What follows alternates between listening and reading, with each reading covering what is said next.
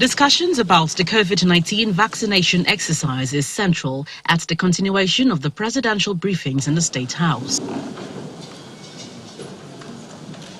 The Executive Director of the National Primary Healthcare Development Agency, Dr. Faisal Shuaib, announced that as part of strategies to curb vaccine hesitancy, the President and Vice President will publicly receive the first jabs.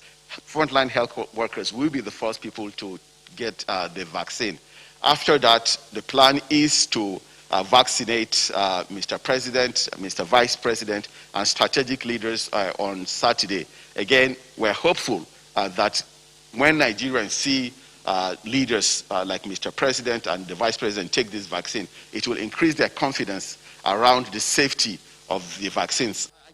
The National Agency for Food, Drugs and Administration Control, NAFDAC, also warns that falsified COVID-19 vaccines are already in the global market, hence the introduction of the track and trace technology. Our own staff are getting ready. We are training other staff in terms of pharmacovigilance. Because once the individual gets the vaccine, our work starts in terms of pharmacovigilance, asking what is going on, things like that, and making sure that it is recorded. Because we join the global world by also contributing our own data, that this is what we have in Africa or in Nigeria. In spite of the vaccine arrival, the Presidential Task Force on COVID-19 illuminates the need for increased investment in the health sector. We have at least 2 vaccine candidates in Nigeria, but they need a lot of resources to go through the clinical trial phases. The trials, phase 1, phase 2, phase 3.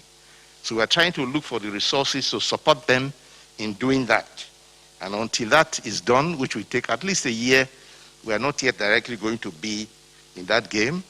We have a vaccine production company called BioVaccines Nigeria Limited, owned 49% by the federal government, which is looking to partner with other vaccine producers and perhaps produce under license here if the technology transfer agreement or discussions go through. We have to continue our surveillance, we have to continue our testing, we have to continue protecting our healthcare workers with the personal protective equipment that we're doing.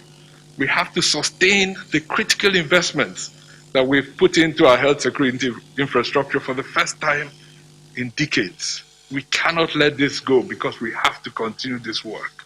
From surveys conducted by the PTF, 50% of Nigerians have indicated willingness to be vaccinated, while only 25% are still hesitant. From the Presidential Villa, Gloria Umezuke, Channels Television News.